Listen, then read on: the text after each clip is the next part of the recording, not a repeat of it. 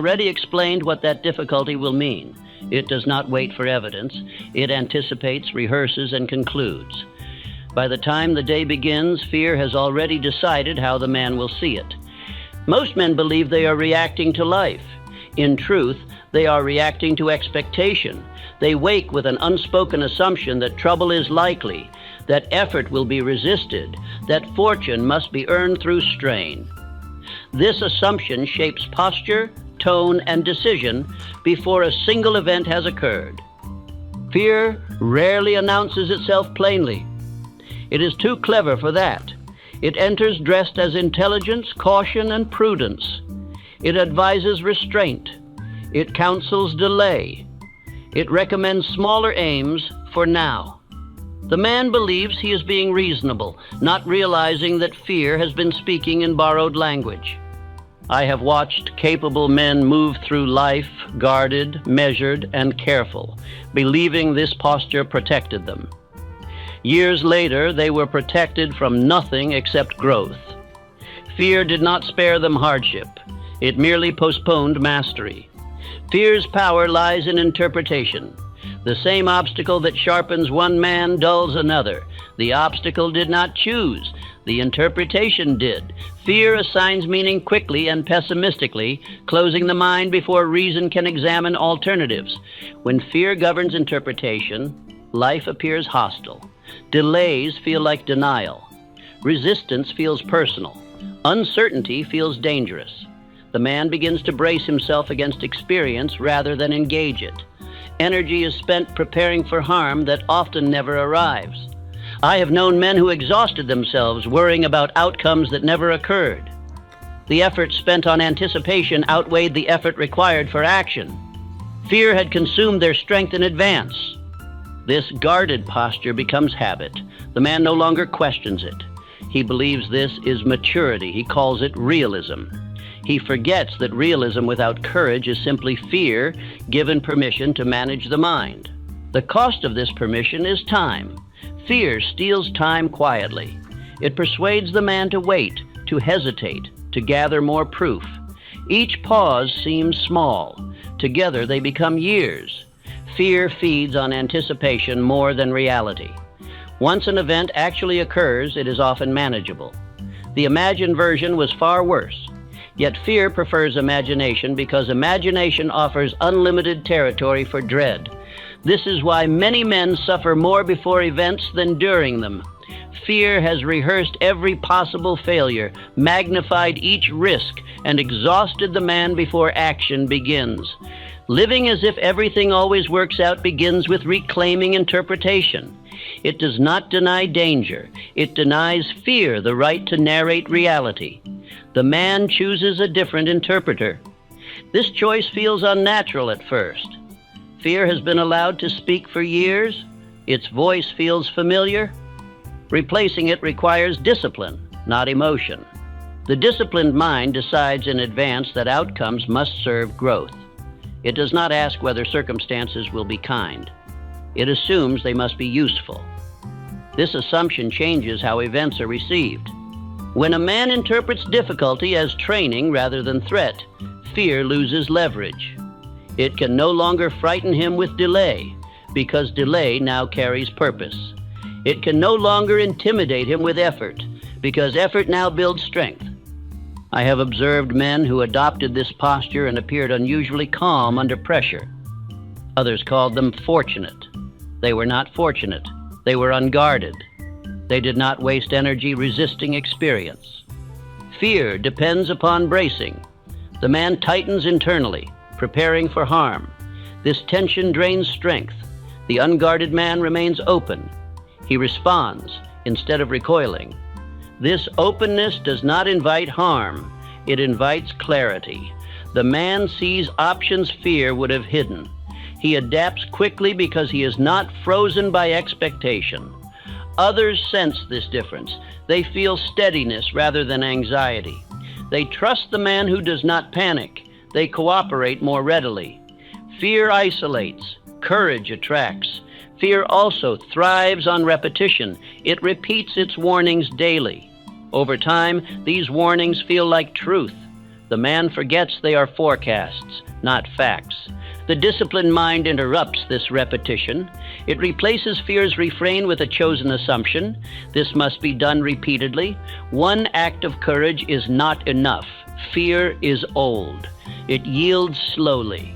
Repetition weakens fear's authority. Each time the man acts without reassurance, fear's predictions lose credibility. Each time difficulty yields benefit, fear's voice grows quieter. Living as if everything works out does not require emotional confidence. It requires interpretive authority. The man decides what events will mean before fear can decide for him. This decision preserves energy. Energy once wasted on worry is redirected toward action. The man feels lighter not because circumstances have changed, but because interpretation has. Fear often disguises itself as concern for others. It warns that bold action may disturb stability, disappoint expectations, or invite criticism. These warnings sound noble. They are often excuses. The man who obeys fear in the name of responsibility later discovers that responsibility avoided becomes regret. Responsibility accepted becomes strength. Fear also narrows vision. It encourages small aims that feel safe. The man lowers his sights and calls it prudence. Years later, he wonders why his life feels confined. I have known men who avoided decisive action because they feared losing what they had. In protecting the present, they forfeited the future. Fear convinced them that holding was safer than moving. The unguarded man understands that stagnation carries greater risk than motion. He moves forward, trusting that adjustment will occur as needed. This trust steadies him. Fear hates decisiveness. Once a man decides fully, fear loses its bargaining power. It thrives on hesitation. Decision starves it. This is why moments of firm resolve feel liberating. Fear falls silent not because it has been defeated, but because it has been rendered irrelevant. Fear predicts disaster. Resolve predicts effort. Effort produces learning. Learning produces strength. Strength silences fear permanently. Many men wait for fear to disappear before acting. This wait never ends. Fear withdraws only after being disobeyed repeatedly. The man who lives as if everything always works out trains himself to meet fear with indifference. He does not argue with it. He acts without consulting it. This posture transforms how time is experienced. Days no longer feel tense. The future no longer feels threatening. The man is occupied with execution rather than anticipation. Others notice this calm and mistake it for certainty. It is not certainty. It is acceptance. Acceptance that whatever arrives can be handled and used. Fear cannot survive in a mind that trusts itself. Self-trust is fear's natural enemy. The man who believes he can respond effectively does not require guarantees. Guarantees are fear's currency. The man who demands them remains dependent. The man who proceeds without them becomes free. This freedom saves years. Years spent waiting for safety are reclaimed through movement. Years lost to hesitation are redeemed through action. Living guarded does not prevent loss. It prevents growth. Living unguarded invites growth, which teaches the man to handle loss if it appears. Fear tells the man he must be protected. Courage teaches him he must be prepared. Preparation comes through engagement, not avoidance. Engagement trains judgment. Judgment strengthens confidence. Confidence supports persistence. Persistence produces result. Fear collapses when this chain is set in motion. Say these words quietly, not as comfort, but as command. I refuse to let fear interpret my experience. Whatever occurs will serve my growth and instruction. These words are not hope. They are governance. Once governance is claimed, fear becomes a visitor rather than a ruler. It may appear, but it does not decide. This is the foundation of living as if everything always works out. Not denial of hardship, but refusal to waste it.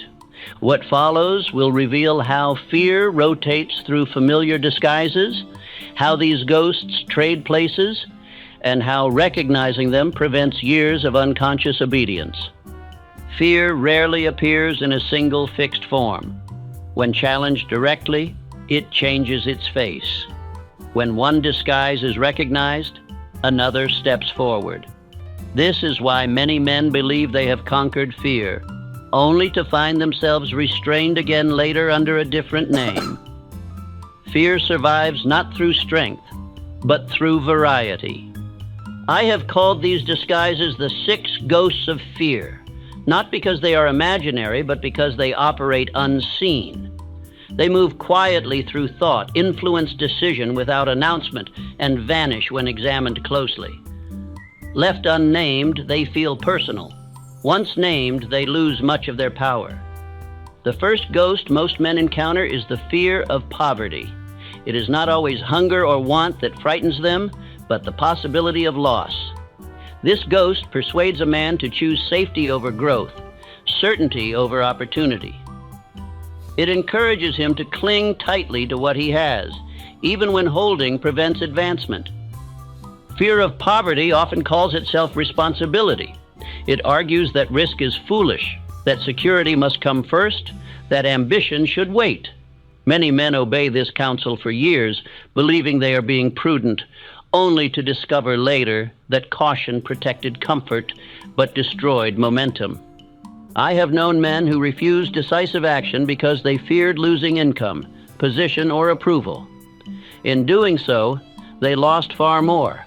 They lost time, confidence, and belief in themselves. Poverty of spirit followed long before poverty of circumstance ever could. The second ghost is the fear of criticism. This fear silences more potential than any other. Men hesitate not because they doubt the work, but because they fear the opinion of those who will not carry its burden. Criticism need not be spoken aloud to be effective. The imagined voice is often enough. Fear of criticism convinces the man to remain agreeable. He avoids standing apart. He delays commitment until approval feels certain. This approval rarely arrives because the world does not applaud intention. It reacts to result. I have observed that men who eventually achieved distinction were often criticized early. Their decisiveness disturbed those who preferred caution. Had these men obeyed fear of criticism, they would have remained invisible and unchallenged and unchanged. The third ghost is the fear of ill health. This fear persuades the man that he is fragile, that effort may exhaust him, that strain is dangerous. It exaggerates discomfort into warning and fatigue into threat. It encourages rest when engagement is required. Fear of ill health often disguises itself as self-care. It argues that the body must be protected from exertion. Yet the body strengthens through use, not avoidance. Men who obey this fear often grow weaker through inactivity. I have seen men limit their lives drastically because they believed themselves vulnerable. In limiting effort, they weakened vitality. The fear that promised protection delivered decline. The fourth ghost is the fear of loss of love. This fear restrains independence. It warns that decisive action may disappoint family, unsettle relationships, or threaten belonging. It persuades the man to reduce himself in order to remain accepted. Belonging purchased at the cost of authenticity becomes confinement. The man who suppresses his call to please others often discovers that resentment replaces affection. Love that demands self-betrayal does not endure. Many successful men were misunderstood during their period of growth. Their commitment required adjustment from those around them. Had they refused this discomfort, they would have remained smaller to preserve harmony that was already fragile. The fifth ghost is the fear of old age. This fear convinces the man that time has passed, that opportunity belongs to the young, that effort is wasted now. It whispers that change is impractical, that habits are fixed, that ambition should be retired. Fear of old age steals years by persuading the man to surrender early. It measures life backward rather than forward. It ignores the fact that growth renews vitality and that stagnation ages the spirit faster than time ever could. I have known men who delayed action until they felt too old to begin. They were not too old. They were too obedient to fear. Their regret aged them far more than effort would have. The sixth ghost is the fear of death. This fear rarely appears openly. It hides beneath all the others. It suggests that life must be preserved carefully, that bold living invites danger, that caution extends survival. In truth, fear of death produces half-living. It encourages the man to trade depth for duration. Yet men who live timidly often feel life slipping away faster, not slower. These six ghosts trade places constantly. When one is confronted, another rises. A man may conquer fear of poverty only to be restrained by fear of criticism. He may overcome fear of criticism only to be halted by fear of loss of love. This is why fear must be understood as a system rather than a single enemy. It adapts, it negotiates, it retreats and advances. The disciplined man does not attempt to destroy fear. He removes its authority. He refuses to allow fear to interpret experience. He does not ask whether fear is justified. He asks whether it will decide. Naming fear weakens it. Once the ghost is recognized, it loses its mystery. The man sees that what felt personal is universal. This realization restores perspective. I have observed that men who name their fears openly progress faster than those who deny them. Denial gives fear space to operate silently. Recognition forces it into the open, where it can be evaluated. Evaluation reveals fear's exaggeration.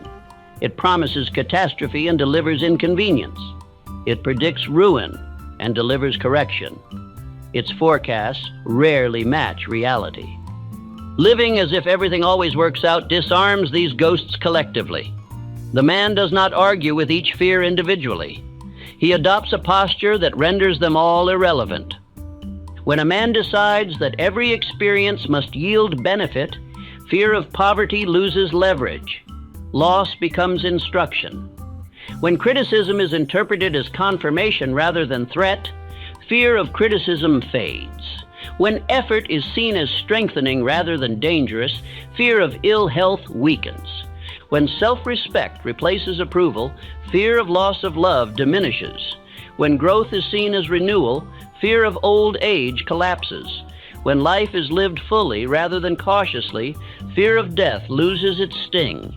This posture requires repetition. Fear has been practiced for years. It does not leave after one refusal. Each time the man acts without consulting fear, its influence weakens. Others observe this change and describe the man as fearless. He is not fearless. He is fear-independent. Fear may speak, but it does not decide. This independence saves years. Instead of negotiating with fear at every turn, the man moves steadily. He no longer revisits the same hesitations endlessly. Fear thrives on delay. Movement starves it. The ghosts of fear cannot survive in a mind that has decided in advance that life must work out. They depend on the possibility of waste. When waste is removed, fear has nothing left to protect against. Say these words quietly, not as challenge, but as declaration. I recognize fear in all its disguises, and I do not grant it authority. Whatever form it takes, I proceed without its permission. This declaration does not eliminate fear's presence. It eliminates fear's command. What follows will show why disciplined assumption reshapes outcome, how expectation governs experience, and why living as if everything always works out is not optimism, but law in action. When fear has been named and stripped of disguise, the mind stands exposed to a greater truth, one that frightens fear more than confrontation ever could. That truth is this: expectation governs outcome, not hope, not desire, not wishful thinking, but settled assumption. Life responds not to what a man wants occasionally, but to what he expects consistently. Most men believe events shape expectation. In truth, expectation shapes events long before they appear. The mind decides what is likely, and the body prepares accordingly. Action follows preparation. Circumstance responds to action. This sequence operates whether a man understands it or not. Fear understands this law instinctively. That is why it works tirelessly to influence expectation. It does not need to stop effort entirely. It only needs to lower expectation slightly. A lowered expectation produces cautious action. Cautious action produces restrained results. Restrained results appear to confirm fear's forecast. Thus, fear feeds itself. Living as if everything always works out is not optimism. Optimism hopes. Assumption commands. The difference is severe. Optimism wavers when tested. Assumption steadies under pressure. I have observed men who expected difficulty and found it everywhere. They did not invite hardship consciously, yet they prepared for it inwardly. Their posture was defensive. Their language was guarded. Their decisions were hedged. Life answered with resistance that seemed to justify their caution. I have also observed men who expected alignment without evidence. They did not deny obstacles. They denied the idea that obstacles were final. Their posture was open. Their decisions were direct. Life answered with cooperation that appeared extraordinary to onlookers. The difference was not circumstance, it was assumption. Assumption is the silent agreement a man makes with life.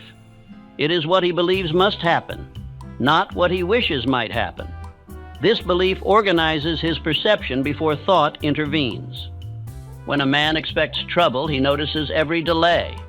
When he expects usefulness, he notices opportunity within delay. The event is identical. The interpretation is not. Expectation also governs energy. Fear-based expectation drains strength in advance. The man rehearses failure internally, exhausting himself before effort begins. Confidence collapses not from action, but from anticipation. Disciplined expectation preserves energy. The man does not waste strength imagining disaster. He assumes adjustment will occur and moves forward. Energy is reserved for response, not rehearsal. I have known men who remained calm in situations others found unbearable. When asked how they managed, they could not explain it clearly. They simply did not expect collapse. They assumed solution. Others called this luck. It was law obeyed quietly. Expectation also governs persistence. The man who expects eventual benefit continues longer than the man who demands immediate reward. Delay does not frighten him because delay does not contradict his assumption. This alone saves years. Many men quit not because effort failed, but because expectation expired. They expected results too early and interpreted delay as denial. The man who lives as if everything works out expects delay. He interprets it as preparation rather than refusal. He remains. Remaining is rare. That rarity creates advantage. Expectation also alters how others respond. Men unconsciously treat those who expect cooperation differently. They resist less. They assist more. They sense certainty even when outcomes are unknown. I have seen men secure cooperation without persuasion simply because they acted as though cooperation were natural. This assumption shaped tone, timing, and request. Others responded accordingly. Fear-based expectation produces the opposite effect. Requests feel tentative. Decisions appear uncertain. Others sense hesitation and mirror it. Life mirrors expectation relentlessly. This mirroring is often misunderstood as fate. Men say they are unlucky or fortunate without realizing that expectation trained experience over time. Expectation must be disciplined because the mind defaults to fear. Fear forecasts harm. Without correction, expectation decays into caution. Correction requires repetition. The man must repeatedly assume benefit where fear predicts loss. One act of faith does not retrain a lifetime of guarded thinking. Each time expectation is corrected, fear weakens. Each time fear's prediction fails, confidence strengthens. This process is gradual but permanent. Living as if everything always works out also removes panic from decision. Panic arises when the man believes failure is final. When failure is redefined as instruction, panic dissolves. The man becomes willing to act without complete information. He trusts correction more than prediction. This trust accelerates learning. Learning through action is faster than learning through contemplation. Expectation that supports action compresses time. Years of hesitation are replaced by months of adjustment. I have observed men who achieved in 5 years what others failed to achieve in 20. The difference lay not in intelligence, but in expectation. One expected resistance and withdrew. The other expected refinement and continued. Expectation also governs identity. The man who expects success begins to behave like one who belongs in motion. He speaks differently. He stands differently. He tolerates less drift. Others sense this identity and respond. They treat the man as someone whose efforts will likely succeed. Opportunities align accordingly. This does not mean every effort succeeds outwardly. It means no effort is wasted inwardly. The man extracts value from every outcome. Fear cannot survive in a mind that refuses to believe in waste. Fear requires the possibility of irreversible loss. When loss is removed as interpretation, fear collapses. Loss becomes redirection. Failure becomes instruction. Delay becomes alignment. This posture is not passive. It is active interpretation. The man does not wait to see what events mean. He decides. This decision feels unnatural at first. The mind has been trained to wait for evidence, yet evidence follows assumption, not the reverse. I have seen men hesitate until proof appeared and miss opportunity entirely. Opportunity moved toward those already moving. Assumption moves the man. Movement invites opportunity. Opportunity confirms assumption. This sequence never reverses. Fear attempts to interrupt it by insisting on proof first. The disciplined man refuses this order. He moves and allows experience to educate him. Others call this faith. It is faith, but not blind. It is faith in law rather than circumstance. Law responds consistently. Circumstance varies. Living as if everything always works out is allegiance to law. It is refusal to be governed by appearance. This allegiance stabilizes the mind. Stability supports persistence. Persistence produces inevitability. Inevitability is what others mistake for luck. This posture also heals regret. Regret arises when experience is labeled as wasted. When nothing is wasted, regret loses its foundation. Men who live guarded accumulate regret quietly. Men who live with See you next time. Casual vlog podcast again. Fascinating one.